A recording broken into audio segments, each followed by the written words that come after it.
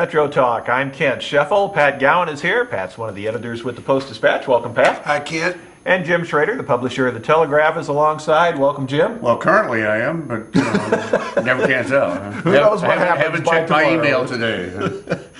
Jim, a panel of arbitrators has ruled in favor of Stan Kroenke, the owner of the St. Louis Rams, and has said that the Edward Jones Dome is not going to be a first-tier facility, as the lease calls for the Rams, just by doing some renovation work. The panel of arbitrators is agreeing with Kroenke that $700 million is needed to change the dome around.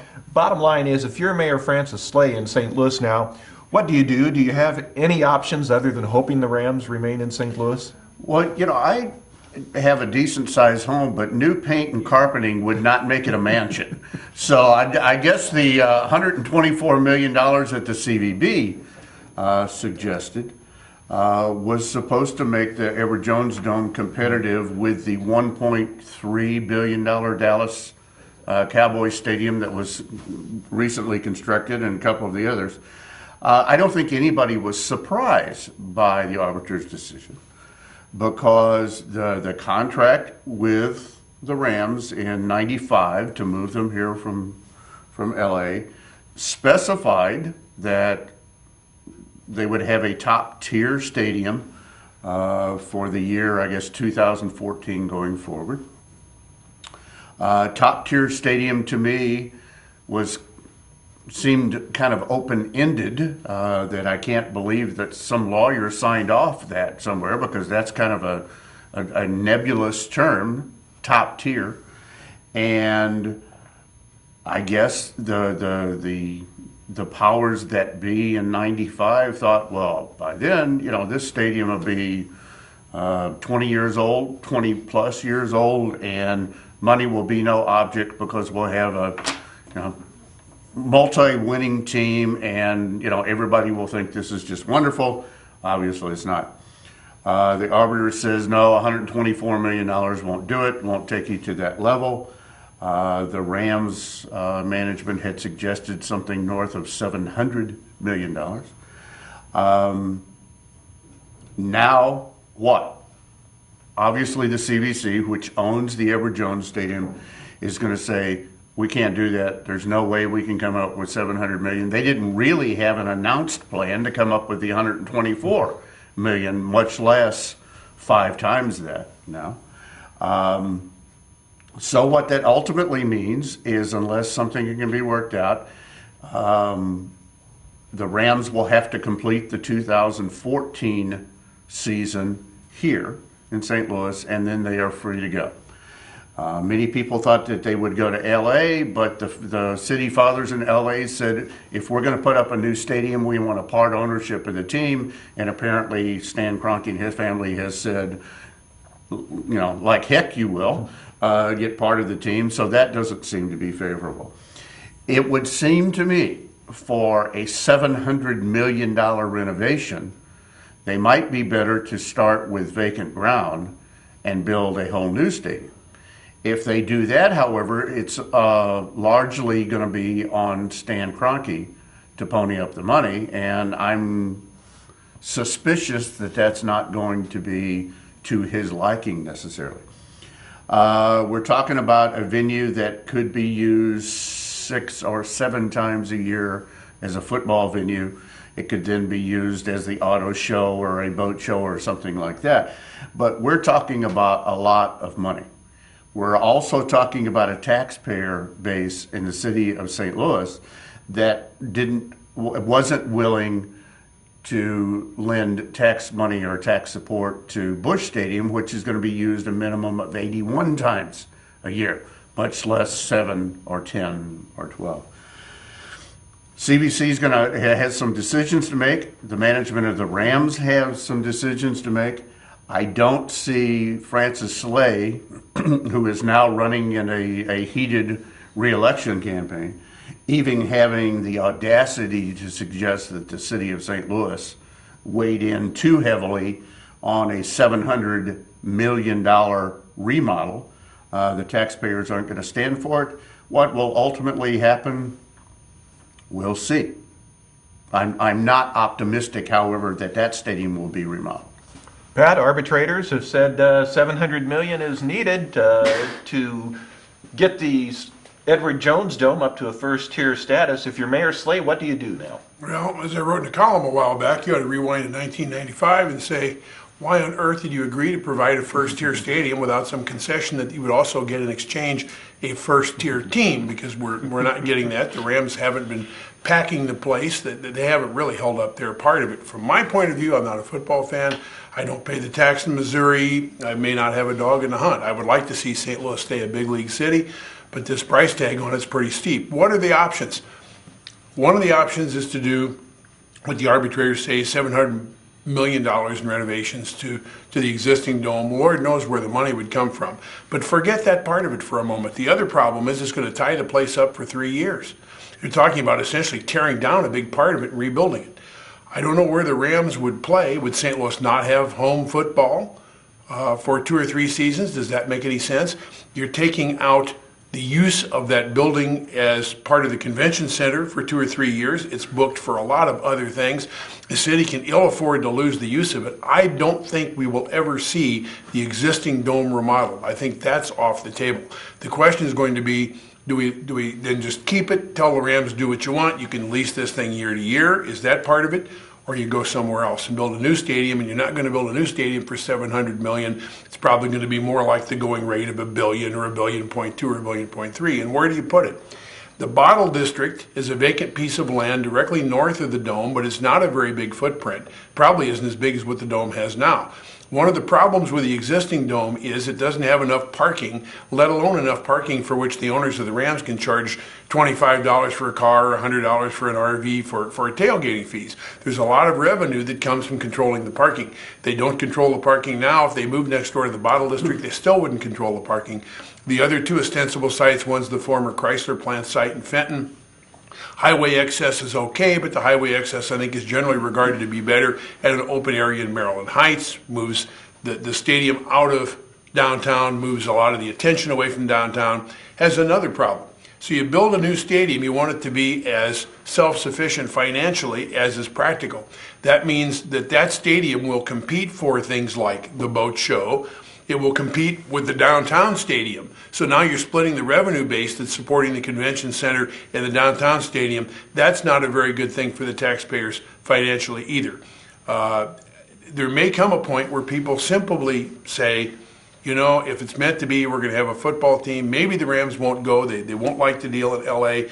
You know, they're paying so little. What do they pay? Is it $500,000 a year to use the dome? They get the dome virtually for free. They do have a really good deal. Maybe we call their bluff. I say we, I don't have a dog in the hunt, but maybe we call their bluff and see whether they stay or go and be willing to take the chance. But in these economic times, with the tax problems we have, with the underfunding we have at all kinds of government levels, the idea of ponying up $1 billion or any significant fraction of that in public money seems absurd.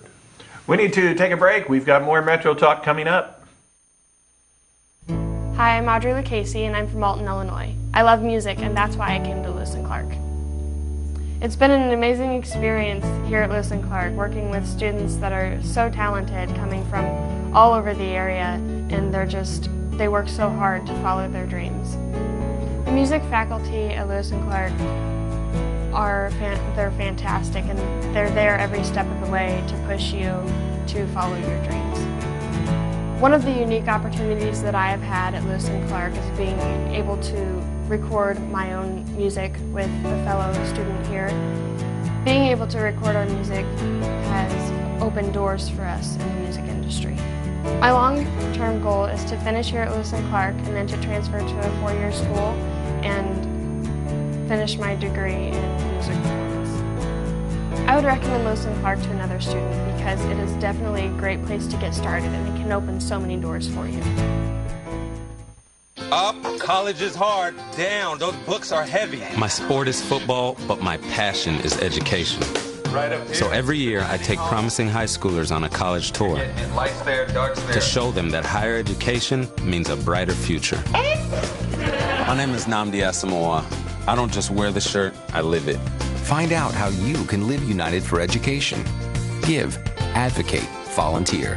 go to liveunited.org. Do you wear this?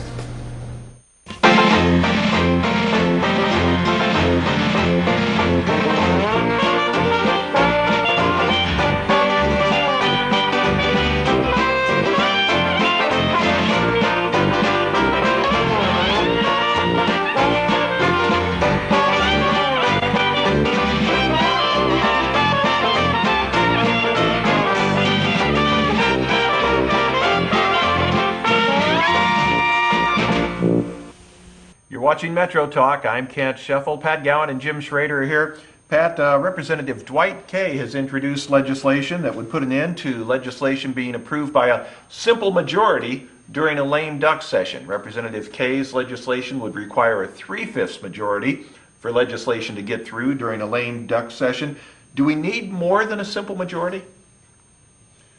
Well, it depends on how you look at this, because the income tax, which some people think the state desperately needed, was passed during a lame duck session. It needed the votes it could get then because you had enough people without the political accountability of running for re-election, the lame ducks who weren't going to be in office after the new session. You had enough of them vote for it that you got something passed that a lot of people thought we needed.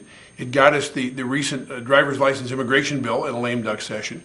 Governor Quinn thought his best chance of getting pension reform this year was to try to slide it through the lame duck session. Didn't make it, by the way. So depending upon how you look at it, you could argue that the lame duck session is the only time when the legislature as a body has enough spine to stand up for what's right against the political process. You could argue it that way. Dwight Kay is saying, no, it gives these people recklessness to do things that they're not accountable for, and so therefore we ought to extend the 3/5 rule. It's going to be kind of a Democrat versus Republican thing at the moment. I don't think Kay will get any kind of traction, and legally, I think he's flawed. The start time, the election of legislators, and the start time of the General Assembly session are set by the state constitution. The Constitution also sets the circumstances under which a 3/5 vote might already be required. For example, an earlier effective date of a law. I don't think you can do this without amending the Constitution, because when I elect the guy, how do I give him full power until such a time as he doesn't get reelected, but he continues in office for that period of time between the election when he's not, either didn't run or didn't get reelected, and the time he's out of office? You give him less power than he had before. There's no provision like that in the Constitution. What do you do if before the election a significant portion of the Senate and or House decide not to run? They make themselves lame ducks by virtue of not filing for election. They are effectively as lame a duck as if they'd run and lost. Do you then say if a certain percentage of the General Assembly is not even running, that they're automatically lame ducks and you need the 3/5 too? There's no end to it. But I think it's a constitutional issue. In the end, I don't think he can do it without amending the Constitution, but I don't think that will matter. The Democrats don't want it. The Democrats hold the majority. It's not going to go anywhere. Pat was too diplomatic to say this. I'll say it. The bill is going nowhere. It was attention grabbing. It was headline grabbing. It was like I'm throwing something out there that there's no way in the world will ever pass muster. Just because you're elected to the General Assembly doesn't mean that you're supposed to understand the law or the Constitution. That's not a prerequisite, unfortunately. As Pat pointed out, there's nothing short of a constitutional amendment that will change the way it is done now. And if you can't get people to agree for the simplest of things, you're certainly not going to agree to get them to put a constitutional amendment on the ballot before voters to make it harder, in their minds, make it harder to do what they think they are destined to do. I understand what Kay is saying. His claim is, well, if it had taken 3/5, then we wouldn't have undocumented immigrants, politically correct, undocumented immigrants getting driver's licenses. We wouldn't have had the 5% income tax, a 67% increase. That's what he's saying. Okay, that's fine. You got your headline, that works. But the fact is, without a constitutional amendment, this legislation is not going anywhere, and it's not going anywhere. I'd also like to point out that if I'm a lame duck legislator, I can make the argument that because I'm not running for re-election, I'm no longer afraid of the voters, and therefore I will do what I think is the right thing, where otherwise I might have done the wrong thing to pander for a vote. What is the circumstance as a lame duck where I decide to vary from a position of doing the right thing to the wrong thing? What is the advantage to me or to anyone to surrender my principle in order to do the wrong thing when there's no apparent gain for it? The very premise that people will do the wrong thing because of a lame duck situation has no resonance with me. I don't understand the logic of it. You're watching Metro Talk. We'll have more right after this. Hello and welcome to another edition of the Lewis and Clark Minute. Today we're going to be talking with Michelle Singley about the dental hygiene program. Dental hygiene students learn a variety of treatment skills when they're enrolled in the program at Lewis and Clark. For example, students learn to take a thorough medical history, to perform a head and neck assessment, including an oral cancer screening, and to assess the gum tissue, teeth, and bone of their patients. The students also take dental x-rays, perform dental cleanings, place dental sealants to prevent cavities, and treat the patient's teeth with fluoride or fluoride varnish. Dental hygiene students also teach others to take good care of their teeth with oral hygiene aids such as brush and floss. Our Gina the giraffe puppet is one of the students' favorites. We take her out to the schools to teach the kids good oral habits. For more information about the dental hygiene program, call us at 468-4413 and you can meet Gina. This has been your Lewis and Clark Minute.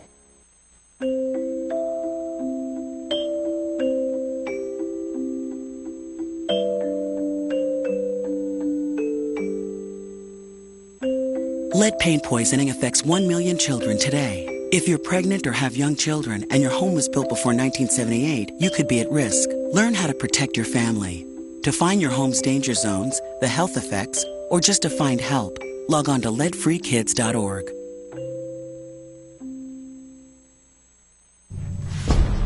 Bring out the action hero in you. Fuel up right and get energized.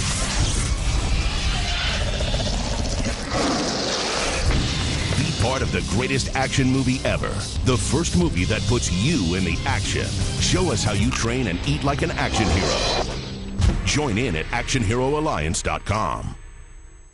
This is Metro Talk. I'm Kent Sheffield. Jim Schrader's alongside, as is Pat Gowan. Jim, a former East St. Louis police officer who lied to federal agents about demanding sex from a traffic violator, has been sentenced to 30 months in prison. That's about 2.5 times the recommended sentence. Does the extended sentence make sense?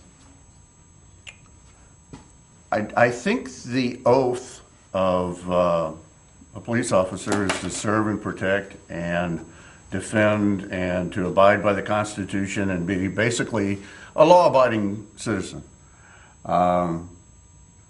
who, number one, broke the law by propositioning someone to try to get little fringe benefits on the side for a traffic violator, and then lied to federal agents. I would say 30 months may not be enough. If the three of us would face half of that, and we're not sworn law enforcement officers, I think a law enforcement officer should get double or plus. I don't have a problem with that in the least. Unfortunately, the bad apples in the police force are the ones that normally get the headlines, and the ones that go about doing their duty and doing right don't make the headlines. I think anytime you find a law enforcement official, an active law enforcement official, guilty of a crime, they should absolutely have the book thrown at them and be used as a learning tool to everyone else. Pat, 30-month sentence for a former East St. Louis officer who was guilty of trying to get sex from a traffic violator. That's about 2.5 times the normal sentence. Does that make sense? 2 officers were on duty that night. One of them was his lookout for a while, I understand. call for domestic dispute came in. People were, service was delayed to them, and the officer was not otherwise engaged. Took that call by himself, putting himself at risk and the public at risk while this guy was busy doing other things. It's absurd. If I, in fact, were in the legislature, I would introduce a bill suggesting that a police officer who negotiates sex for dereliction of duty, I'd make that forcible rape. He'd still be unpacking his clothes after 30 months in the prison. He'd be there a long, long time. There's a tremendous amount of power, life and death power. We invest in these people. This is a man who can stop my wife, my daughter, my mother on the highway, and it's completely reprehensible. It seems to me it's a shame that there's no greater penalty for what happened here than that, and I would hold these people up to example. You don't want to have to put yourself in this position. Don't take the oath, don't strap on the badge, and don't betray that the people are paying it. Jim, Senator Dick Durbin wants to name the new bridge in downtown St. Louis after Stan Musial. Is that a good idea? Do we need a bridge named for Stan the man? Well, regardless of who it's named after, just the fact that it's probably not going to carry the name of some politician makes me feel a lot better about it. Since we all know politicians are wont to do things that get their names carved forever in a bronze plaque and mounted to a support beam on bridges, I like the idea that the naming shall go to someone else. I can't think of anybody better. Apparently, Mr. Musial, who died, I guess, last week at the age of 92, I think I read something about it in the Post-Dispatch. We're kidding. We're kidding, of course. No one ever had a bad word to say about the man. I've never read anything about a potential scandal. I mean, you have priests praising him for his service to the church, for his service to poor. There were probably some pitchers who didn't care for it. Well, I know there were pitchers that cared for it. You know, some can make the point that why would you name a bridge anyway? Okay, we can call the Poplar Street Bridge, the Lenore K. Sullivan, the 2nd Street. What's the official name? It's not the Poplar Street Bridge. The Alderman the Bernard Dickman Bridge, but that's not official because they don't own the bridge. Right. So, you can say, well, why don't you just call it the Highway 64 Bridge or the Highway 367 Bridge rather than the Clark Bridge and the Lewis Bridge. Okay, this is just kind of traditional for the naming to bear it on the bridge. Unless we're going to sell it and recoup half of the construction cost, and we can call it the Pepsi-Cola Bridge or the Coca-Cola Bridge or the Doritos Bridge or the GoDaddy Bridge. Or the Telegraph Bridge. The Telegraph Bridge, yeah. We could name the eastbound side the Telegraph Bridge and the westbound the Post-Dispatch Bridge for our bosses that are watching this. No, I think the Stan Musial Bridge is an excellent name and would certainly recognize forevermore the contributions that Stan Musial made to this area. Pat, Senator Durbin wants the new bridge named in honor of Stan Musial. Is that a good idea? I'm not a sports fan, but this guy spent 70 years in the limelight being a wonderful role model. If there's any sports figure in St. Louis who would deserve that honor, I think it's Stan Musial. Just look at how the bridges got named. Coming from the north, you get the Clark Bridge for the explorers, Lewis and Clark. They really weren't from here. They were just kind of passing through. You come down and get the Merchants Bridge, which is a railroad bridge that most people have never even heard of. You get the McKinley Bridge, named for William McKinley shortly after the assassination of President William McKinley, but it wasn't named for him. It was named for William McKinley, the president of the Illinois Traction Railroad that built the bridge. So there's the most obscure name on the bridge you've got yet. Keep coming down the river. You've got the King Bridge, which used to be the Veterans Bridge, Martin Luther King, civil rights leader extraordinaire, but not from here. You got the Poplar Street Bridge that the alderman called the Bernard Dickman Bridge, which is all just kind of silly. You've got the Eads Bridge named for its builder, who was local, and it's really the only locally named bridge. You got the MacArthur Bridge for the general/politician, You go down the river. I left out the 270 bridge, by the way, which doesn't even have a name. It's just the Interstate 270 bridge. Chain of Rocks. Chain of Rocks Bridge, sort of picking up the name. But I don't know anybody even uses that much. But yeah, it's true. The Chain of Rocks Bridge, descriptive of its area. Down on the south end, you've got the Jefferson Barracks Bridge, which is named for the military post that it abuts. Also named for its predecessor bridge. We don't really have, except for James Buchanan Eads, we don't have a bridge named for anybody locally. And most of the bridges aren't named for people at all. So I think with that argument in mind, it gives all the more impetus, in my way of thinking, to make it stand the span. And you know what's interesting about especially the Eads Bridge, but also the Merchants Bridge, those weren't built with tax dollars, thank you very much. It's my money to build it. The Eads Bridge was originally a toll bridge. That's how Eads financed it. And he can name it after himself, and I think that's probably a good idea. The Merchant Bridge, they can name it after himself. It's his choo-choo train that's going to go over the back of McKinley was it. privately built. And McKinley was privately built. For the president of the company. Right. So there wasn't a lot of tax money here. But if we're going to continue the tradition of naming the bridge the tax-supported, funded bridge after someone that apparently didn't have any skeletons in his closet, with Stan Musial, and it looks to have unilateral support from both sides of the river. I don't think you're going to find one of the more support. Now, my other argument has been in the past, and this was playing off my old boss Carl Monroe at the Collinsville Herald, who wanted the Poplar Street Bridge named the U.S. Grant Bridge. Mm-hmm. And he loved that because it was built with the U.S. Grant, of course, as was this one. And Ulysses S. Grant, the general and president, also had lived here. Wasn't like a native, but he lived in St. Louis. So that's a nice play on words. I like U.S. Grant Bridge, but I got to admit, I do like Musial better. We got to back up a minute. The Dickman Bridge really isn't an official name. That's just something the city of St. Louis gave and no one else approved. The bridge has to be named by both states because both states own it. Neither state named it the Bernard Dickman Bridge. The Board of Aldermen of St. Louis named it the Bernard Dickman Bridge and put up a sign or two, which I believe are still there, depending upon the way you approach the bridge. You won't find it on a map. It's not the official name of the bridge.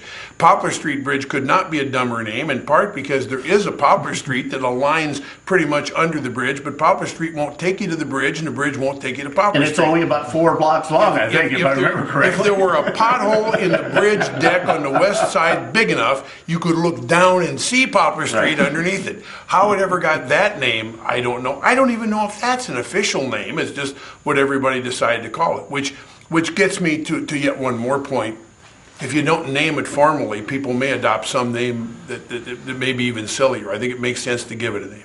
We're out of time right now, but next week we will start the campaign to name the I-64-55 bridge in St. Louis. Get them all. I'm Kent Sheffield. The Everett Jones Bridge. There you go. Jim Schrader's been here. Pat Gowan's been here. We're out of time. We'll see you next week.